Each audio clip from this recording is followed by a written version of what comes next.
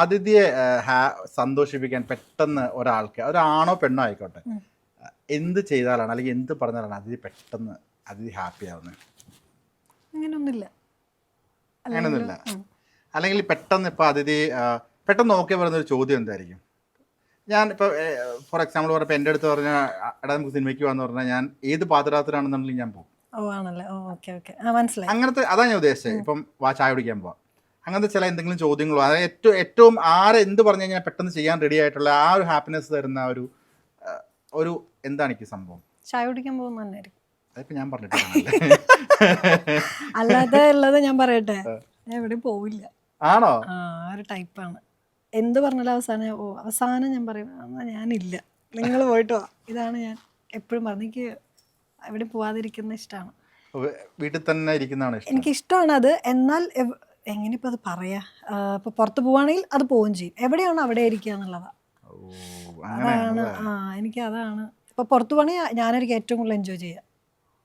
അതെനിക്ക് എങ്ങനെ എക്സ്പ്ലെയിൻ ചെയ്യാന്ന് പറയാറുണ്ട്. മനസ്സിലായി. അതായത് ഇപ്പം ഞാനിപ്പോൾ ഇവിടെയാണ്, ഇവിടെ ഹാപ്പിയാണ് ഞാൻ.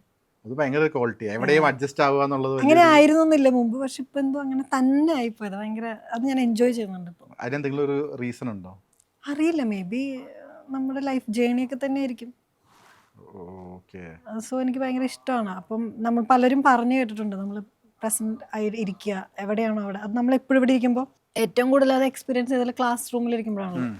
ഈ പീരീഡ് കഴിഞ്ഞിട്ട് വേണം ക്യാൻറ്റീനിൽ പോകാൻ, ചായ കുടിക്കാന്നാലും ഫസ്റ്റ് തോട്ട് ഞങ്ങൾ കോളേജിലൊക്കെ ഇരിക്കുമ്പോൾ. ഇപ്പോൾ അത് മാറി മാറി മാറി ഇപ്പോൾ എവിടെയാണോ അവിടെ ഇരിക്കുക എന്നുള്ളതാണ് ഇപ്പോൾ പയ്യെ ആയത്. അത് എനിക്ക് ഗ്രാജുവൽ ആയത്. അത് എനിക്ക് റീസൺ ഉണ്ടോ എന്ന് ചോദിച്ചാൽ എനിക്കറിയില്ല.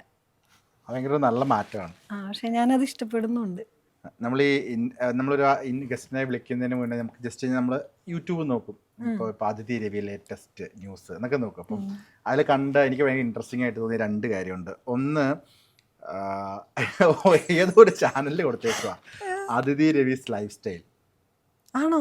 കൊടുത്തേക്കുക. അതിഥി രവിയുടെ വീട്, പേര്, എഡ്യൂക്കേഷൻ, ഹൈറ്റ്, വെയിറ്റ്, സകല പരിപാടികളും കൊടുത്തിട്ടുണ്ട്. വളരെ ആധികാരികമായിട്ടാ പറയണത്. ഹെയറിന്റെ കളർ ഇന്നതായിരിക്കും, അങ്ങനെ വരെ കൊടുത്തിട്ടുണ്ട്. ജസ്റ്റ് ഒന്ന് യൂട്യൂബ് നോക്ക്. ഇപ്പൊ നോക്കാൻ പറ്റില്ല, അത് കഴിഞ്ഞിട്ട് അതിന് വേണ്ട ലക്ഷക്കണക്കിന് വ്യൂസ് ഉണ്ട്. അത്രയും വ്യൂസ് ഉണ്ട് അതിന്. ഒരുപാട് ഫോട്ടോസ് ഒക്കെ വെച്ചിട്ട് എനിക്ക് ഏതോ വീടിന്റെ ഒക്കെ ഫോട്ടോ കാണിച്ചിട്ടുണ്ടെന്ന് തോന്നുന്നു. എന്റെ വീടിന്റെ ഫോട്ടോ വരാൻ വഴിയില്ലല്ലോ. ഈ യൂട്യൂബിൽ സ്വയം അല്ലെങ്കിൽ ഗൂഗിളിൽ സ്വയം പേരുകളൊക്കെ തപ്പി നോക്കിയിട്ടുണ്ട്. ഇപ്പൊ പറഞ്ഞപ്പോ ഇതൊന്നും നോക്കണമെന്നുണ്ട്. അല്ലാതെ ഗൂഗിളിലൊക്കെ നോക്കിയിട്ടുണ്ട്.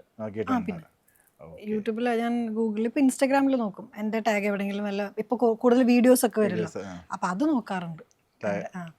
ഈ അങ്ങനെ നോക്കി കഴിഞ്ഞ് കഴിയുമ്പോൾ നമ്മുടെ ഏതെങ്കിലും ഇമാർക്ക് എന്തിനാ ഇത് എടുത്തു തന്നേ തോന്നിയിട്ടുണ്ടോ? അങ്ങനെ ഒരു മൊമെന്റ് ഉണ്ടോ? അല്ലെങ്കിൽ കൊള്ളാലോ എനിക്ക് ഭയങ്കര രസമായിട്ടുണ്ടല്ലോ ഞാൻ ഈ വീഡിയോയിൽ, ഈ രണ്ട് ഇമോഷൻസും വന്നിട്ടുണ്ടോ? അതില് ആദ്യത്തെ വന്നിട്ടില്ല ഇതുവരെ. എന്തോ ടച്ച് വുഡില്ല അല്ല, അത് വന്നിട്ടില്ല. എപ്പോഴും നല്ലതാ കണ്ടിരിക്കുന്നത്. അപ്പം അതുകൊണ്ട് എനിക്ക് മീഡിയ ടീംസിനോടും പിന്നെ കുറെ പേരൊക്കെ എനിക്ക് അറിയുന്നവരാ.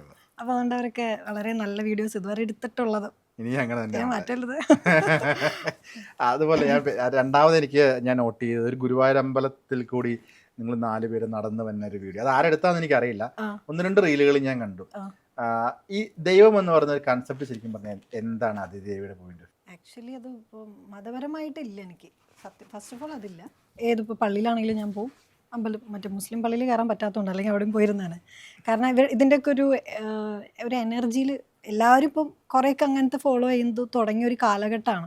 ഒരു എനർജിയിൽ വിശ്വസിക്കുക, ഇന്ന ദൈവം എന്നൊന്നും ഇല്ല.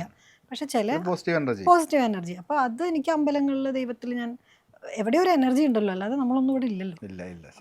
സയന്റിഫിക്കലൊക്കെ പ്രൂവൻ ചെയ്താലും എന്തോ ഒരു എനർജി ഉള്ളതുകൊണ്ടാണല്ലോ ഉണ്ടാകുന്നത്. അപ്പോൾ അതിൻ്റെ ഒരു വിശ്വാസമുണ്ട്. അതാണ് എനിക്ക് ദൈവം. അപ്പൊ അത് ഇന്ന ആള് ചിലപ്പോ ഞാൻ മനുഷ്യരിൽ കണ്ടിട്ടുണ്ട് ദൈവത്തെ. ഞാൻ ഇടയ്ക്ക് കയറുന്നല്ല, ഞാൻ ചില ഗസ്റ്റുകളുടെ അടുത്ത് ചോദിച്ചിട്ടുണ്ട്, നല്ല ഉത്തരം എനിക്ക് കിട്ടിയിട്ടുണ്ട്. നിങ്ങളുടെ ലൈഫിൽ വന്ന ദൈവത്തിന്റെ ഒരു കൈ എന്ന് ചോദ്യമുണ്ട്. അതാണോ ഈ പറയുന്ന അല്ലെങ്കിൽ? അത് ഒരുപാട് വലിയ ട്വിസ്റ്റ് എന്ന് പറഞ്ഞാൽ അങ്ങനെയൊന്നുമല്ല, ചെറിയ കാര്യങ്ങളായിരിക്കും. പക്ഷെ നമുക്ക് അവരിലൊരു ദൈവത്തിന്റെ ഇതിൽ കാണാൻ പറ്റും. നമ്മൾ ഒറ്റയ്ക്കായി എന്ന് തോന്നുന്ന സമയത്തൊക്കെ അത് പെട്ടെന്ന് ഒരാളിലൂടെ ആയിരിക്കും വരുന്നത്. ഞാൻ എപ്പോഴും വിശ്വസിക്കുന്ന ഒരു കാര്യമുണ്ട്. എനിക്ക് ഇതുവരെ ഉണ്ടായിട്ടുള്ളത്, അതങ്ങനെ പറയാൻ കാരണം എനിക്ക് ഒത്തിരി ഹെൽപ്പ് ഉണ്ടായിട്ടുള്ളത് സ്ട്രേഞ്ചേഴ്സിൽ നിന്ന്.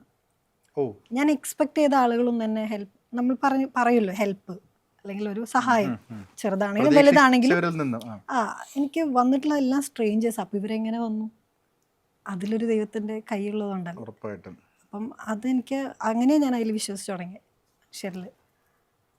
ഒരു എക്സാമ്പിൾ പറയാൻ പറ്റും? അങ്ങനെ പറഞ്ഞാൽ അത് അത് ചെറിയ ചെറിയ കാര്യങ്ങളായിരിക്കാം, ചിലത് വലുതായിരിക്കാം. ഇപ്പം കരിയർ എടുത്താലും അല്ലെങ്കിൽ ലൈഫിൽ തന്നെ പേഴ്സണൽ കാര്യങ്ങൾ എടുത്താലും ഒക്കെ ഒരു ദൈവത്തിൻ്റെ ഒരു ഫീൽ എനിക്ക് തോന്നിയിട്ടുണ്ട്. അവർ വന്നതുകൊണ്ടായിരിക്കും അങ്ങനെ വന്നത്. പെട്ടെന്ന് ആ റൂട്ട് വേറെ തിരിഞ്ഞു പോവും. ആ റൂട്ട് നല്ലതായിരുന്നു, നല്ലതിന് വേണ്ടിയിട്ടായിരുന്നു. അങ്ങനെയൊക്കെ ഞാൻ ചിന്തിക്കുന്ന ഒരാളാണ്. നല്ലതാണ് എല്ലാം എന്ന് ചിന്തിക്കുന്ന, എല്ലാം നല്ലതിനെന്നൊക്കെ പണ്ടൊക്കെ കേൾക്കുമ്പോൾ എന്ത് നല്ലതിനെന്നൊക്കെ പറഞ്ഞിരുന്ന ആളാണ്. പക്ഷെ ആലോചിക്കുമ്പോൾ സോ ഫാർ സോ ഗുഡ് എന്ന് പറയില്ല, എല്ലാം നല്ലതിനാണ്. അങ്ങനത്തെ ഒരു ഫീലാണ് പോകുന്നത്. ഈ ഇത് കണക്ട് ചെയ്ത് ചാക്കോച്ചനടുത്ത് ഞാൻ ചോദിച്ചിട്ടുണ്ടായിരുന്നു. അപ്പോൾ ചാക്കോച്ചൻ പറഞ്ഞ ഇൻസിഡൻ്റ് ഉണ്ട്. ചാക്കോച്ചൻ വലിയൊരു കെയർ കൊടുക്കാത്ത ഒരു വ്യക്തി, വലിയ അധികം മൈൻഡ് ചെയ്യാത്ത ഒരു വ്യക്തി, എത്ര പരിചയമൊന്നുമില്ല. ചാക്കോച്ചന് വലിയൊരു സ്ട്രഗിൾ വന്ന ഒരു സമയത്ത് ചാക്കോച്ചൻ പ്രതീക്ഷിച്ച ആരിൽ നിന്നും അദ്ദേഹത്തിനൊരു സഹായം വന്നില്ല.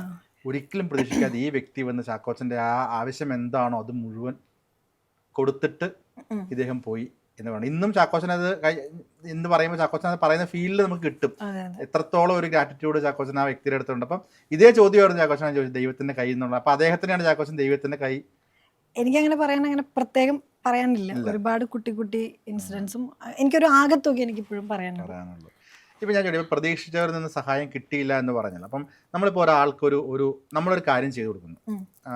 ഇപ്പം എന്തെങ്കിലും ഒരു സാധനം നമ്മളെ കൊണ്ട് അവർക്കൊരു ഗുണം ഉണ്ടാവുന്നത് നമ്മൾ തന്നെ അവർക്ക് ചെയ്തു കൊടുക്കും. അപ്പം നമ്മളത് ചെയ്ത് കൊടുത്തു കഴിയുമ്പോൾ അതിഥി ഒരാൾക്കൊരു സഹായം ചെയ്ത് കൊടുത്തു കഴിയുമ്പം അത് അവരിൽ നിന്ന് തിരിച്ചൊരു നന്ദി അല്ലെങ്കിൽ എനിക്കൊരു ഹെൽപ്പ് വരുമ്പോൾ ഇവർ തിരിച്ച് ചെയ്യും, അത് എപ്പോഴും പ്രതീക്ഷിച്ചിരിക്കുന്നതാണ്. പ്രതീക്ഷിച്ചിട്ടുള്ള ഒരാളാണ്, പ്രതീക്ഷിക്കാറുണ്ട്, മനുഷ്യരല്ലേ. അപ്പം ഞാനാണെങ്കിലും എന്തെങ്കിലും ചെയ്യുമ്പോൾ ഞാൻ വിചാരിക്കാം എപ്പോഴെങ്കിലും ഒരു നന്ദിയൊക്കെ ഉണ്ടാവും. അത് കിട്ടാൻ വേണ്ടി ചെയ്യണതല്ല, നമ്മൾ എന്തെങ്കിലും ചെയ്ത് കഴിഞ്ഞ് കഴിഞ്ഞാൽ അവർക്കത് എന്തെങ്കിലും ഓർമ്മയിൽ ഉണ്ടാവുമല്ലോ എന്നൊരു എക്സ്പെക്റ്റേഷൻ ഉണ്ടാവും. ഇന്നെനിക്കതില്ല, ഇന്നെനിക്ക് ഒന്നിനോടുമില്ല. ഞാൻ എനിക്ക് ചെയ്യാനുള്ളത് ചെയ്യുക, പോവുക. അതിലേക്ക് ഒരു അവെയർനെസ് ആണ് ഇപ്പം എനിക്കുള്ളത്. അത് പ്രാക്ടീസ് ചെയ്തുകൊണ്ടിരിക്കുന്ന ഒരു കാര്യം, അല്ലാതെ കംപ്ലീറ്റ്ലി ആയെന്ന് പറയാൻ പറ്റില്ല പല കാര്യങ്ങളിലും. പക്ഷെ ഇപ്പം ഞാൻ എനിക്ക് ചെയ്യാൻ പറ്റുന്നത് ചെയ്ത്, കാരണം ഇടയ്ക്ക് വിഷമങ്ങൾ ഉണ്ടായിട്ടുണ്ട്. ഈ വിഷമങ്ങളാണ് ഈ റിയലൈസേഷൻ ഉണ്ടാക്കുന്നത്. നമ്മൾ എക്സ്പെക്ട് ചെയ്ത ആളുകൾ നമുക്ക് തിരിച്ചങ്ങനെ എല്ലാവരും നമ്മളുടെ അടുത്തുനിന്ന് ആലോചിക്കുമ്പോൾ പിന്നെ നമുക്കതൊരു വിഷമമായിരിക്കും, കരയും, അല്ലെങ്കിൽ നമ്മൾ അതിലൂടെ ഗോ ത്രൂ ചെയ്യും. സിറ്റ് വിത്ത് ഇറ്റ് എന്ന് പറയും നമ്മൾ ഒരു കാര്യം വന്നാൽ. അല്ലാതെ അതിൽ നിന്ന് എസ്കേപ്പ് ചെയ്യാതെ അതിലൂടെ തന്നെ കടന്നു പോവാം. പിന്നെ നമുക്ക് റിയലൈസേഷൻ വീണ്ടും അങ്ങനെ ഒരു സിറ്റുവേഷൻ ഉണ്ടാകുമ്പോൾ പിന്നെ ആ എക്സ്പെക്റ്റേഷൻ ഉണ്ടാവില്ല.